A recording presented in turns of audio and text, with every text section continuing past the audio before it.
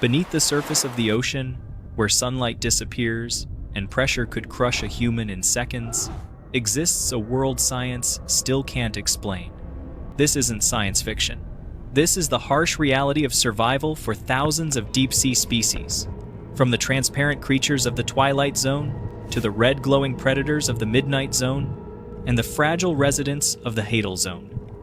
They live in absolute darkness, battling hunger, pressure, and isolation for millions of years, conditions no human could survive. Each creature is proof of nature's power and creativity, and a reminder that we still don't truly understand the deep ocean. Do you think we're protecting these secrets? Drop a number 1 below.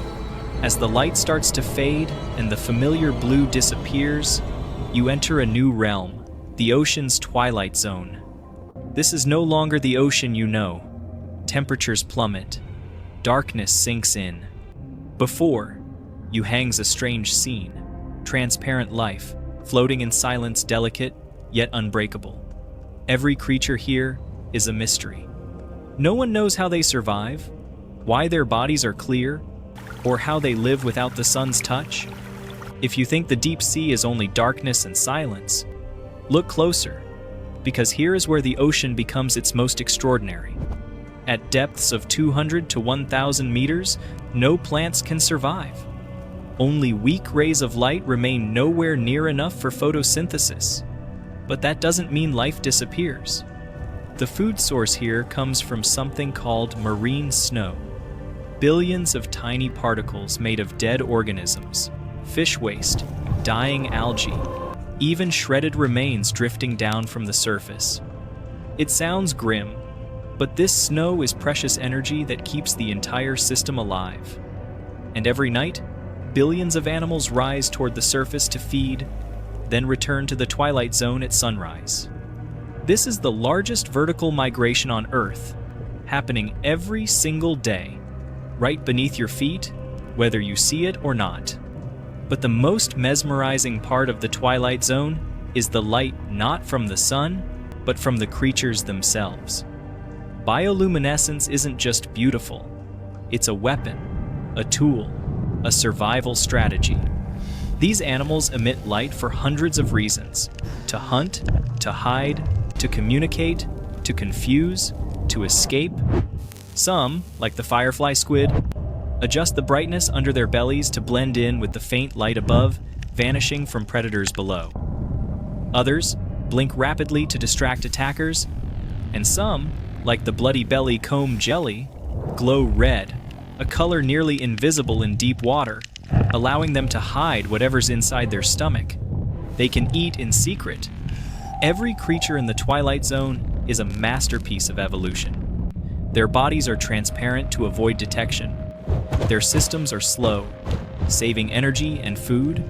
Some have eyes so large they fill most of their heads, collecting every last photon of light.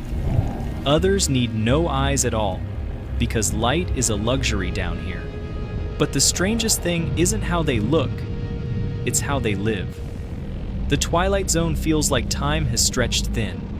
Movements are slow, cold, silent, but tense, like the entire ocean is holding its breath. Many creatures live whole lives without seeing another of their kind. Some survive for decades, feeding on tiny flakes of marine snow, avoiding predators, glowing in the endless dark. Can you imagine being there? In absolute darkness? A transparent body? A slow heartbeat? Your eyes wide open, trying to see through frozen black water? No sound, no ground, no direction. Just you, the ocean, and drifting sparks of living light. From the surface, the Twilight Zone feels far away. But in truth, it lies just a few hundred meters below a thin veil hiding reality. Cross that boundary, and you'll understand why scientists are obsessed with this place, why we've explored only a small part of it, and why its secrets could reshape what humanity knows about life itself. What do you think about this world? Is the deep ocean hiding more than we imagine? Comment 1 if you believe there are mysteries left to discover, or 0 if you think we already know enough. I want to see where you stand. As you leave the twilight zone, where the last traces of life's glow flicker like dying embers, you sink deeper into the midnight zone total darkness. No natural light survives here. No shadows, no shapes, no direction. Only endless silence and a blackness so deep it can shake the imagination. This ocean layer erases every familiar sign of the world above, and somehow, from that emptiness, it creates creatures of breathtaking, eerie beauty. At depths of 1,000 to 4,000 meters, the pressure is strong enough to crush a steel ship into scraps. A human body would fail instantly without total protection. Yet this is home to some of the strangest, strongest, and most ruthless life forms on the planet. If the Twilight Zone holds the fragile beauty of adaptation, the Midnight Zone is pure transformation. Sharp, angular, fierce, and dark. With no sunlight, many species here evolved bioluminescence in ways no one imagined. The dragonfish, for example, glows red in the dark, a color most deep-sea animals can't see. It can shine a light on its prey right in front of its face without revealing itself. Imagine a faint red streak drifting through a locked, lightless room, just long enough to expose rows of razor-sharp metal-like teeth. That's the life or death moment for anything that moves in these waters. Then there are the creatures that almost disappear completely. Ultra-black skin allows many deep-sea fish to absorb nearly all light, even from human flashlights or submersible robots, which means that even if you stood just a few centimeters away, you'd see nothing but emptiness, as if staring into a hole in space. Humans call them shaped darkness. The ocean calls them perfect hunters. The anglerfish, the infamous symbol of the Midnight Zone, tells an even darker story. The female, large and fierce, glows to lure prey. The male, tiny and weak, bites into her skin when he finds her, fuses his body to hers, and slowly disappears. He loses his eyes, fins, organs, everything. All that remains is a mouth and reproductive cells. A chilling reminder that life in the deep isn't romantic.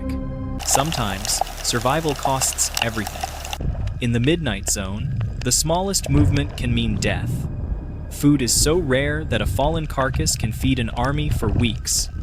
Some species choose patience, lying motionless in the dark, waiting for a passing scrap in freezing currents.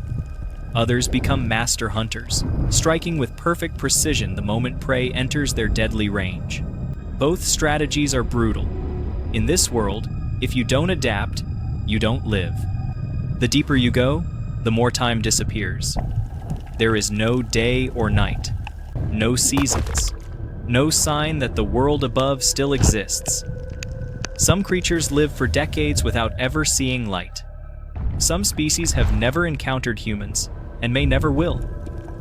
Everything here moves slowly, silently, coldly, but beneath that stillness is a ferocity beyond imagination. And then, as you sink even deeper, the Midnight Zone begins to change. The darkness feels heavier, the water calmer. Your body seems to slip into another dimension, one where the seafloor spreads out like a cold, flat world, and life reshapes itself once again. This is the entrance to the next layer, the deep, harsh, mysterious abyss of the ocean. Here, silence isn't just darkness, it's absolute. The deeper you sink beyond the Midnight Zone, where darkness has already stretched human imagination to its limit, you enter a world even more terrifying. No more drifting currents, no more ghost-like flashes of bioluminescence. Before you lies something vast and unreal.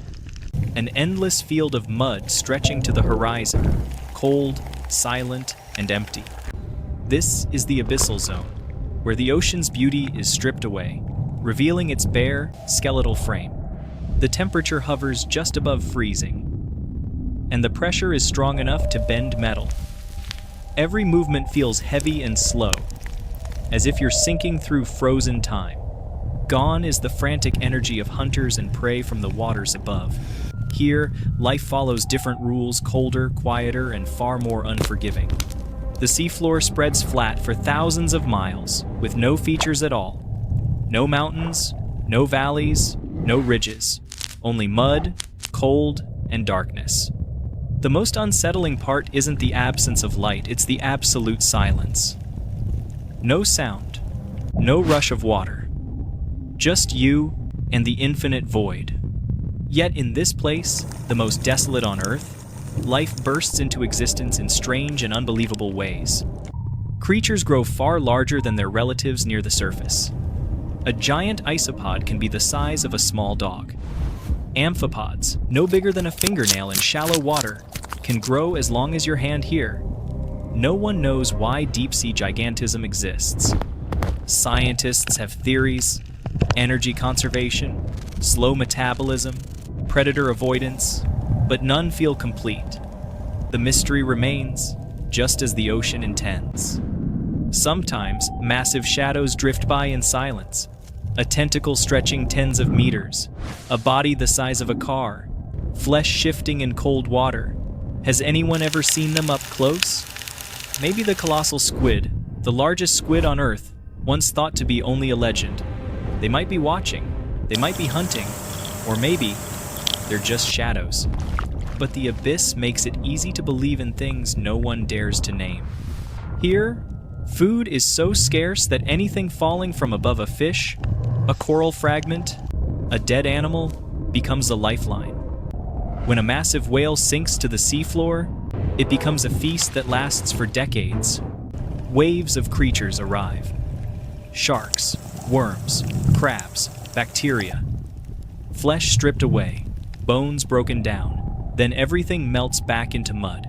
A life cycle powered by death. Silent, brutal, inevitable. But the most frightening thing isn't the size of these creatures, or the darkness, or the cold that cuts to the bone. It's time. The abyss runs on a different clock.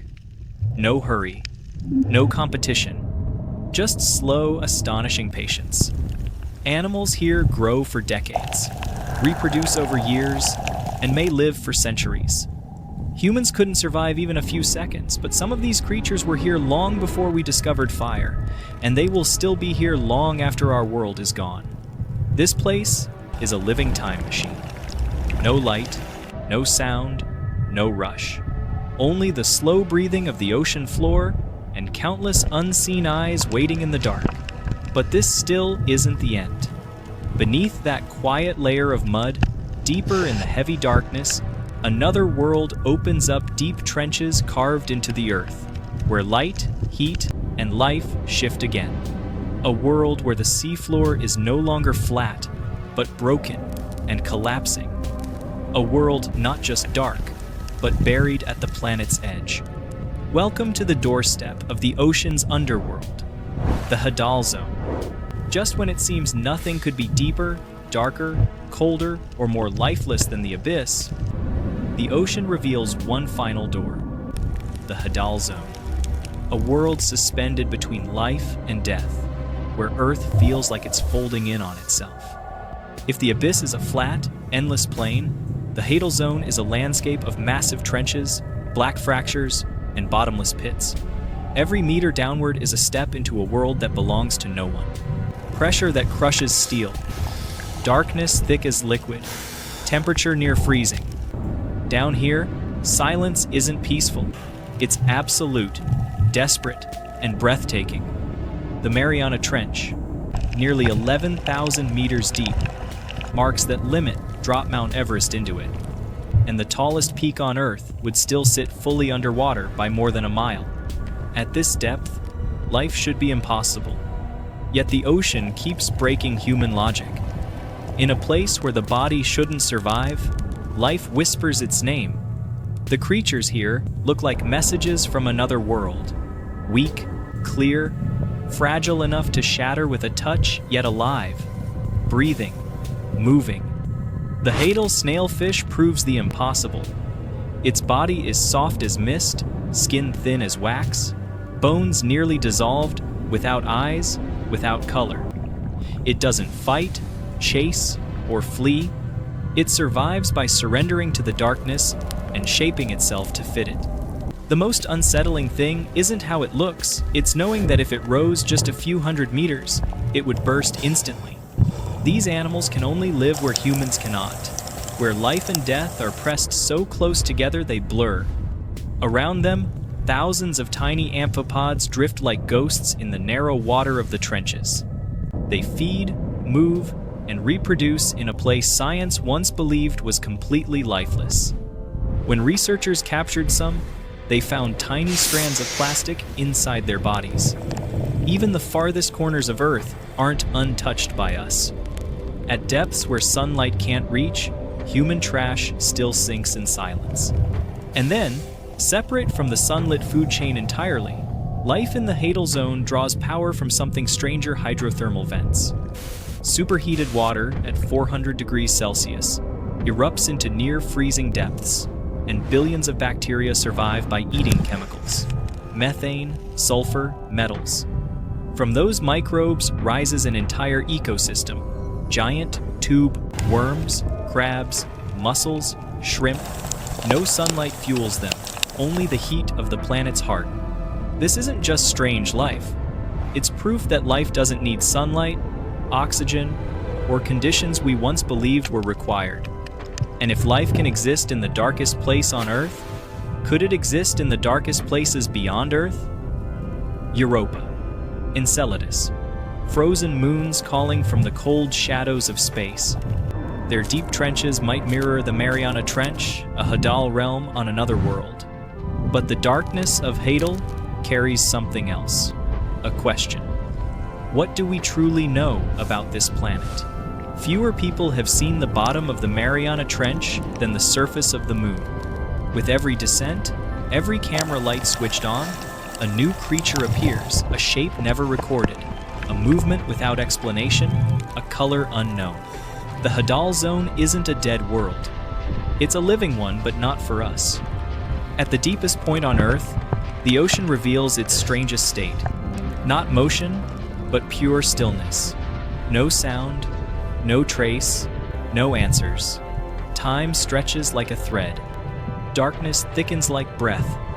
And down there, you feel though you see nothing that you are not alone. Stepping down from the flat abyss into the Hadal Zone, you realize the deep ocean isn't just a place to explore. It's a reminder. There are parts of Earth that do not belong to us, but this is not the end. After all the secrets, the fears, and the shattered limits, the ocean still has one final message, a conclusion unlike any truth we've ever known. We have traveled from the blazing light of the surface, through the eerie glow of the twilight zone, plunged into the terrifying darkness of the midnight zone, fallen through the abyss, and reached the edge of the Hadal Zone where the ocean guards the planet's deepest secrets. But the most frightening truth isn't the strange creatures, the steel-crushing pressure, or the eternal darkness. The scariest thing is that we've explored less than 5% of the ocean. What lies beneath the remaining 95%? An unseen creature? An ecosystem beyond understanding? Or a warning for humanity? If you want me to continue expanding this series, leave a comment below. Do you want to see the next part? 1 equals yes, 0 equals no?